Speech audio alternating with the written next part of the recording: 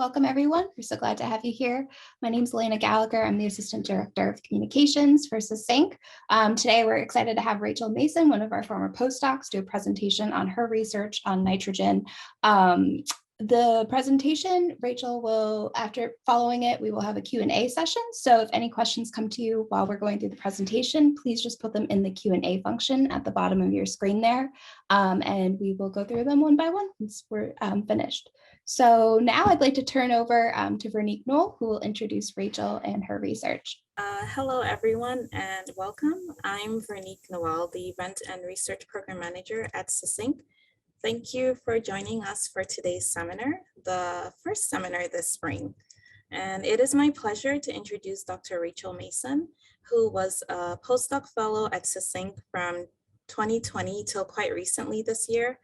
She's currently a research scientist at Arizona State University's Center for Global Discovery and Conservation Science. She was the recipient of the Tiny Beam Fund in 2019 and was awarded $20,000 to assess the scientific understanding of greenhouse gas emissions from various forms of cattle production in developing countries and summarize the findings for NGOs and other community leaders. Rachel earned a PhD in astronomy and worked at a major international observatory. She became increasingly curious about the science of sustainable agriculture, particularly the question, how can we have abundant food, happy people and animals, and a healthy environment? She then boldly took a leap of faith and did a mid-career change to pursue a master's program in sustainable agriculture. At SESYNC, she studied how global changes such as rising carbon dioxide levels affect the nitrogen content of plants and what that means for people and animals who depend on these plants for protein, focusing on connections between agriculture and climate change in both directions. In addition to being an accomplished researcher, Rachel is a sought-after speaker, regularly presenting her work at different conferences.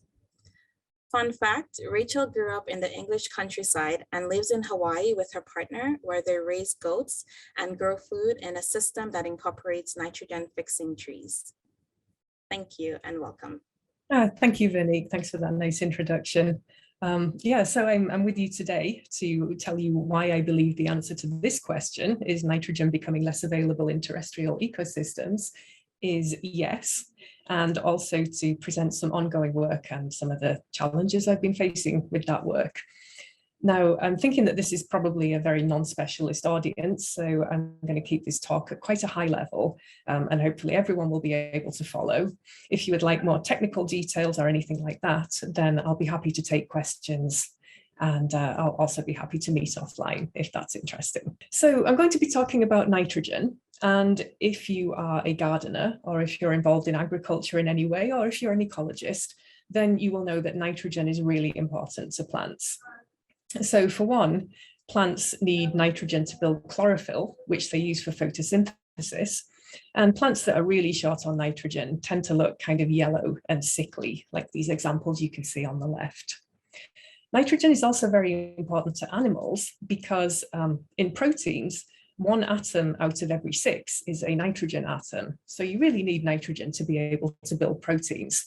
That's important for plants, of course, but it's also important for insects, grazing animals, or even humans that depend on plants for protein.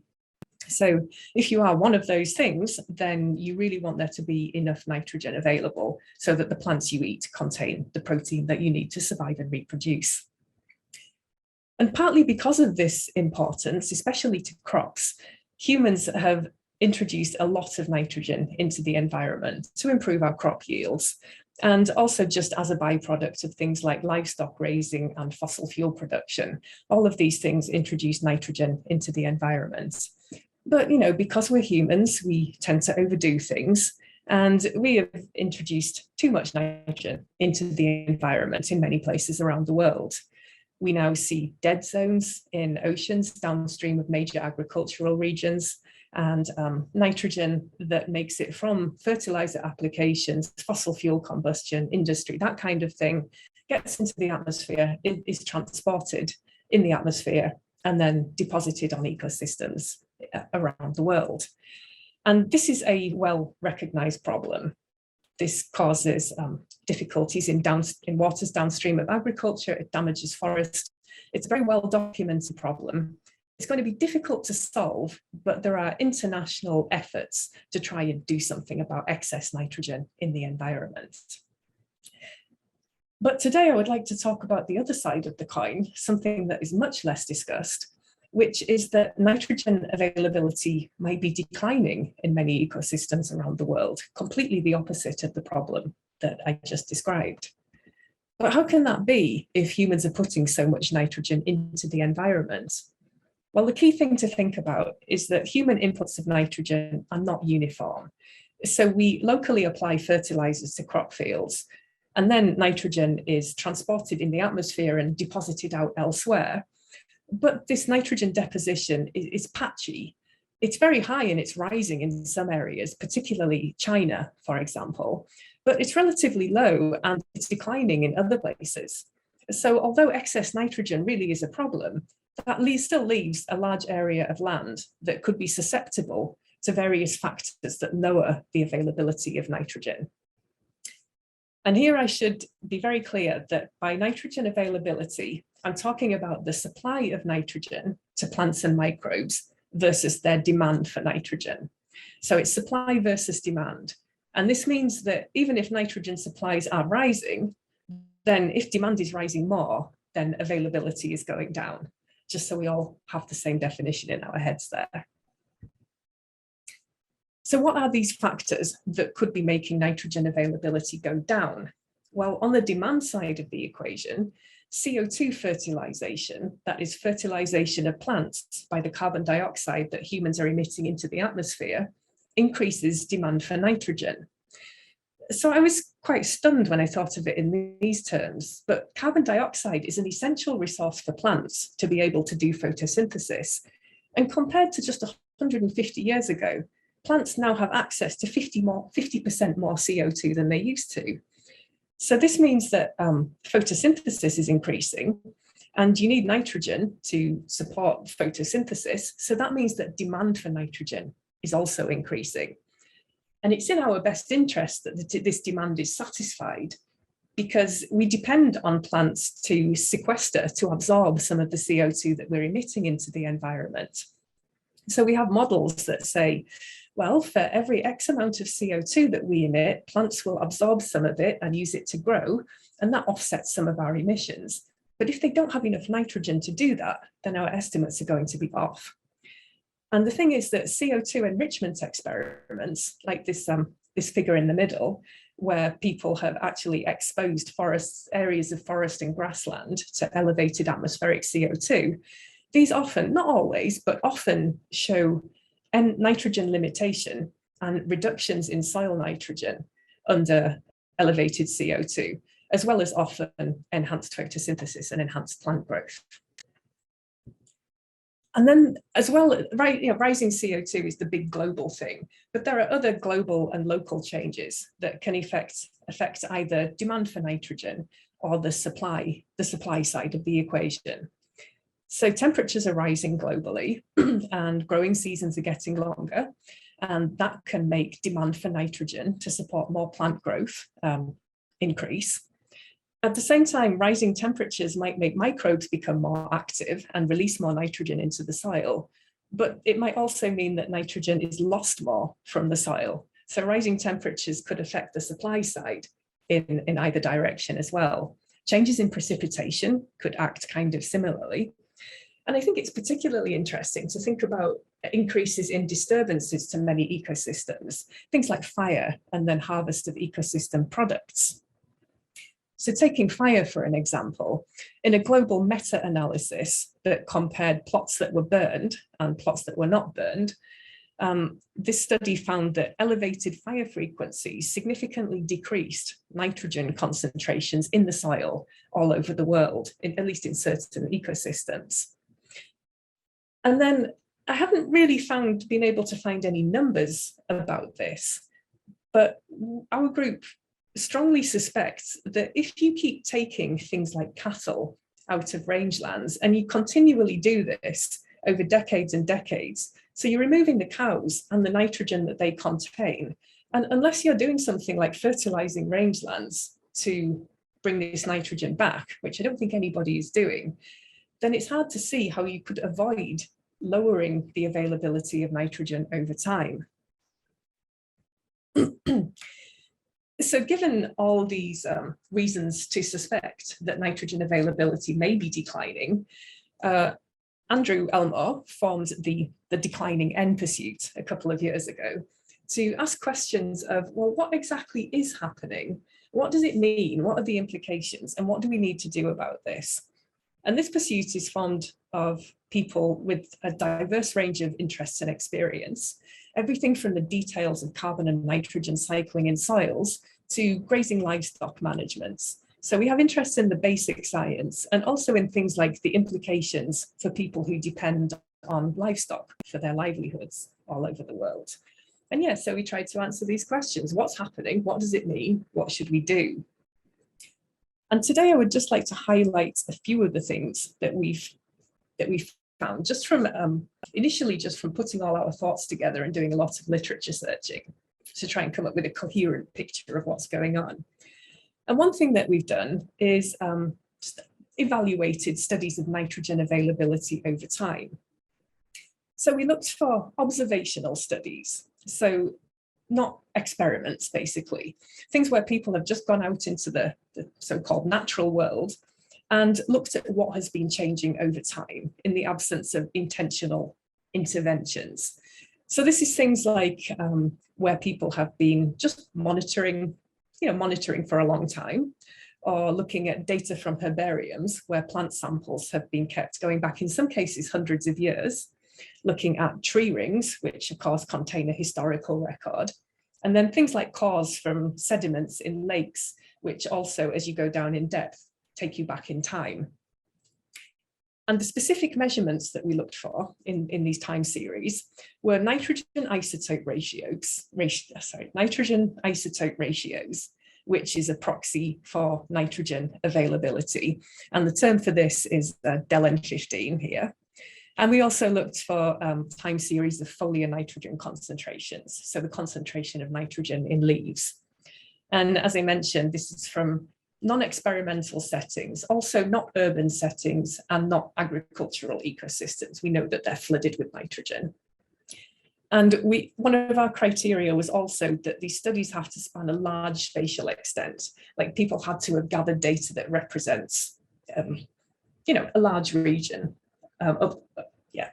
A large region. Because if you just look at one particular spot, for example, you might just be looking at local stuff that's happening, local changes in nitrogen availability that don't really reflect broad changes over time affected by these big global change factors. And we found, 12 studies, it depends how you count them. And the kinds of ecosystems and species that they represent are forests in Europe and in North America, grasslands in North America, sediments from remote lakes all the way from the Rocky Mountains to the Canadian Arctic. We found, one of our collaborators had put together a global multi-species compilation of foliar nitrogen and del N15, the nitrogen isotope proxy indicator that goes back about 4 decades. We found studies of goldenrod pollen from throughout North America and southern Canada. And we found a study of herbarium specimens of Arabidopsis from all across Eurasia and into North Africa, and a multi-species foliar nitrogen collection from China. And these are some examples of what these data sets look like. And I'm going to say up front, all but one of these indicate a decline in nitrogen availability. And the sole exception is China, where atmospheric nitrogen deposition is at extremely high levels. So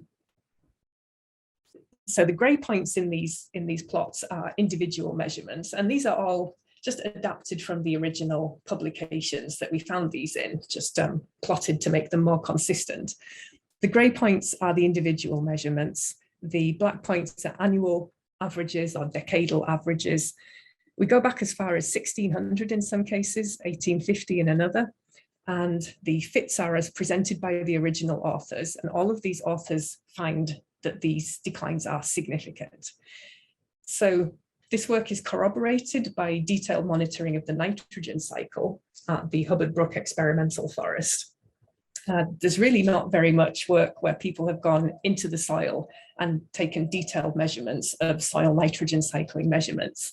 But in this one case where they have done that for the past at least 40 years, then they're finding indicators that say basically the same picture. So at this point, with all of these studies from this wide range of ecosystems basically coming to the same conclusion, it seems to me that the answer to this question is terrestrial nitrogen availability declining? Is going to be yes. And we know that this should be, theoretically, and from experimental results, this should be very consequential for things like insects and grazing cattle that depend on plants for protein. So it would be very interesting now to look at studies that have actually observed declines in nitrogen availability in an ecosystem over time outside of an experimental setting, and then said, well, what's happening to the insects? What's happening to the mammals at the same time? And as far as I know, there are only 2 such studies like this. One of them is from Welty et al., this study that gathered quite a lot of attention in 2020. And they worked at the Konza Prairie Reserve in Kansas, and they had been monitoring the nutrient concentration of nitrogen and other nutrients in Konza Prairie, in that prairie grass, over about 30 years. And at the same time, they've been counting grasshoppers. And they found that, yes, the concentration of nitrogen and other nutrients did decrease over that period, and so did the abundance of grasshoppers. And I mean, we need to replicate this kind of experiment elsewhere, but this suggests that it's entirely plausible that declining nitrogen abundance, declining nitrogen availability could be one of the driving factors behind these big declines in insect populations that you might have heard about in the last few years. The other paper that we found was by members of our own team, which is to do with cattle. This one's quite interesting because it turns out that ranchers and farmers across the US regularly send cattle manure samples to the USDA, and they've been doing that for quite a long time now. So going back to the 90s, we have these samples of manure, and there's relationships between the chemical constituents, you know, the substances that are found in the cow manure, and what went into the cow in the first place. So you can use these manure samples to figure out what the cow ate. And in particular, you can figure out what the protein concentration was of the grass that the cows ate. So our collaborators actually studied this, and they found that, yeah, protein concentration in US grasslands has been going down for the last 30 years or so. And then they linked this with some modeling of what cows eat and how quickly they gain weight. And it gets a bit complicated here, but bear with me. They found that if we hadn't compensated by breeding cows that gain weight faster, then we would have found that our cows now gain weight slower because the grass that they eat is less nutritious. And I know that's a bit difficult to explain. So anyway, the point is just that the nutritional content of US grasslands seems to have been declining, and that has the potential to affect the rate at which cattle gain weight. Okay, so what should we do about this? Well, that's the big question, of course. And fundamentally, declines in nitrogen availability are just one more reason to reduce CO2 emissions. It's not just climate change, it's these direct effects of changing atmospheric chemistry, like declining N availability, ocean acidification, and who even knows what else. We could consider adding nitrogen to natural ecosystems and managing them to retain nitrogen. And we had some very lively discussions among our group about whether this was an excellent idea that should be done as soon as possible, or an awful idea that we should just not do at all. This is controversial, the idea of adding nitrogen to ecosystems, because we just don't have a good record of managing nitrogen. We tend to just add too much and then everything goes wrong. So yeah, This is going to be a controversial discussion in the future. And something else to keep in mind is that it's not just nitrogen whose availability is declining, it's other nutrients as well, things like phosphorus. So it's no good just adding nitrogen and then becoming limited by phosphorus. You need to think about the balance of nutrients that you would need to supply if you were going to do that. So fundamentally, we need more research. We need to know more about these spatial patterns. We found declining nitrogen in a range of different ecosystems, which suggests that it could be very widespread. But most of the evidence does come from North America and Europe. So we need to know more about other parts of the world. We need to understand differences between ecosystems that might give us some insight into the mechanisms. We know broadly the driving factors, so CO2 emissions, changing temperatures, changing precipitation, and changing disturbance, but we don't exactly know what's operating in what situations, what locations, and really complicated interactions between these mechanisms might have different effects on nitrogen availability in different locations. And once we know that, we'll know more about the prognosis for the future, and we'll also need to study the consequences. We have a couple of examples where we know it's been seen that declining nitrogen availability has affected insects' ability to survive and reproduce, but we need to know a lot more than that. So that's just a quick summary of why I think that nitrogen availability is declining in terrestrial ecosystems. If you would like more depth, then we have a review paper that will be published soon. But right now we are in the we need more research part of the problem. And in particular, we're looking at one specific issue of declining nitrogen, and that is foliar nitrogen. We want to answer the question of, is the nitrogen concentration in leaves declining on a large scale worldwide? We know this, we're particularly interested in this because of its importance for insects and for animals, and potentially for humans who get their protein from plants as well. And the way we decided to attack this was to compile a global data set of foliar nitrogen measurements. We started with a data set that our collaborators had collected, this one with the purple bits below. That contains 30,000 or 40,000 measurements. And they did find a decline that was technically significant, but it's kind of noisy, and we'd like to improve on that if we can. I've added tens of thousands of observations from the TRI database of plant traits, which is a community contributed large database of plant traits. We've done some other database and literature searches. And then last year we put out a community call for data. We asked our colleagues in the community if they could point us to their published data or even send us unpublished data. And I'm really grateful to all the people who replied to that. And I promise I will send you an update soon. So at the moment, we have about 100,000 measurements, and I'm currently working with just a subset of those for reasons that you will see in a moment. And yeah, so we've got nitrogen measurements. We know when they were taken. So yeah, we can just look at, is there a trend over time, right? Well, not so fast, because this data set is really complicated, and we need to figure out how to analyze this and get the right results. So one characteristic of the data set is that the sampling is really unbalanced in space and time, as you can see from this heat map of where and when the observations were taken. And this means that there's a possibility that we could find trends over time that actually have nothing to do with a change over time. And what I mean by that is, for example, foliar nitrogen is inversely correlated with temperature, for example. So colder places have higher foliar nitrogen. So if we used to mainly take measurements in cold places, and now we take them mostly in warmer places, then it'll look like foliar nitrogen has declined over time. But really that's just because of different temperature regimes that we sampled at different times. Then we also have lots of different taxa, lots of different species in our data set. It's possible that they might all have a different mean foliar nitrogen concentration. And we also know that there is spatial autocorrelation in our data. And this plot here just shows that each foliar nitrogen measurement is correlated with the measurements taken around it. And that violates the assumptions of simple models. So we've talked about this in a group, and one suggestion is, well, we can just add some covariates to our very simple model. If nitrogen is correlated with temperature, then we put temperature into the model, and then that should control for that.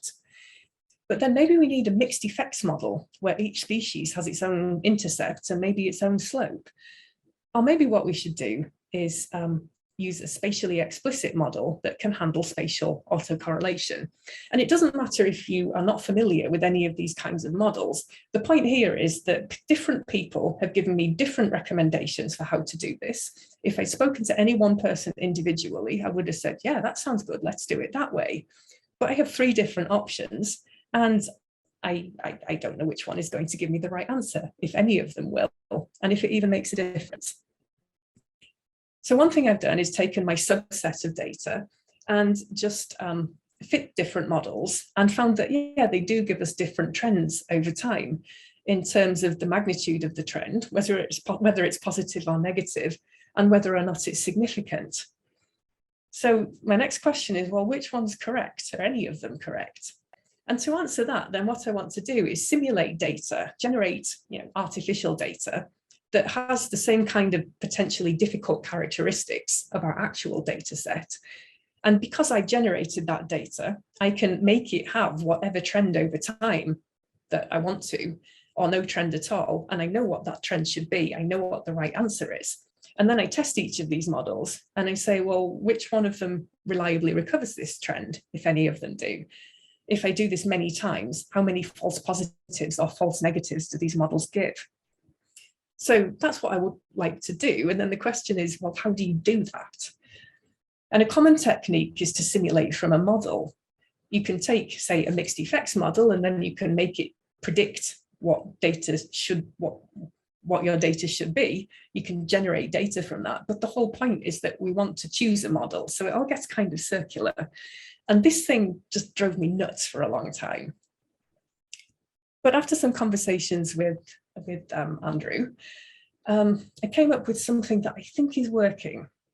So that the basic idea here is that I simulate based on an existing map of foliar nitrogen that doesn't have any information about changes over time, but it tells me something about how foliar nitrogen varies spatially. And it has this spatial autocorrelation issue baked into it.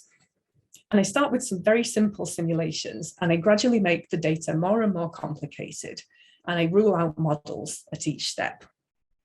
So let me see if I can explain this in a way that makes sense. So I have this map of foliar nitrogen, and there's one value of nitrogen for every pixel in this map. If I want to generate data, then the very simplest thing I can do is just say, I want data for that location. Then my nitrogen value there is going to be the value from the map plus some noise. And I can do that for any locations that I want to. And if I want that to vary over time, well, I just say, I want to simulate foliar nitrogen for this pixel in France for 1990 and 1980.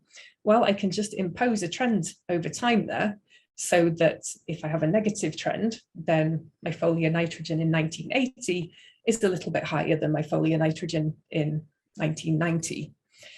And I hope that is making sense so far, because it's only going to get more complicated.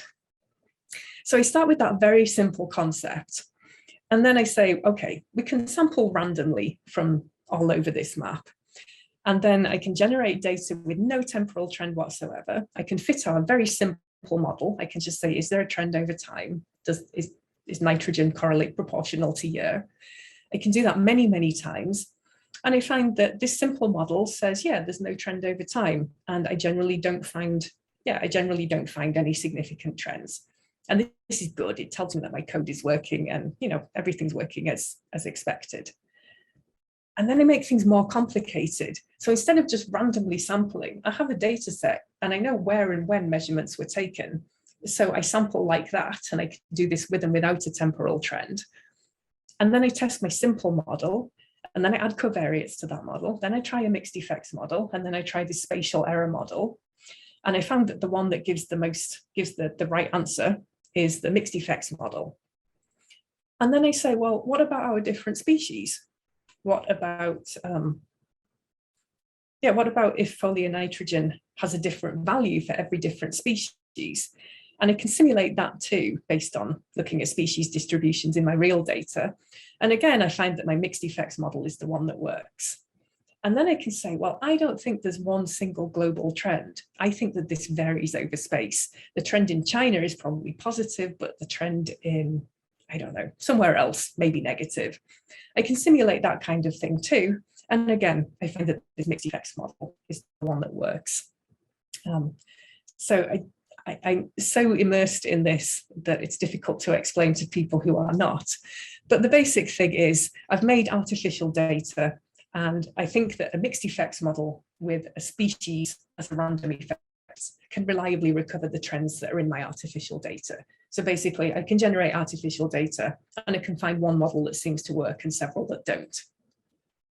And these simulations to me were just really useful in seeing where problems started to arise. As I make things more and more complicated, in what ways do the models tend to have problems and which ones work and which ones don't? That was just really useful to visualize.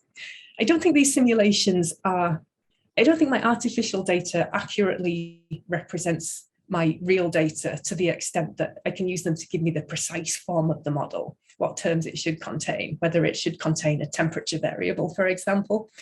But now I'm looking into using the ecology information criterion to find the so-called best model. It sounds simple, but it's surprisingly complicated when you get into mixed effects models.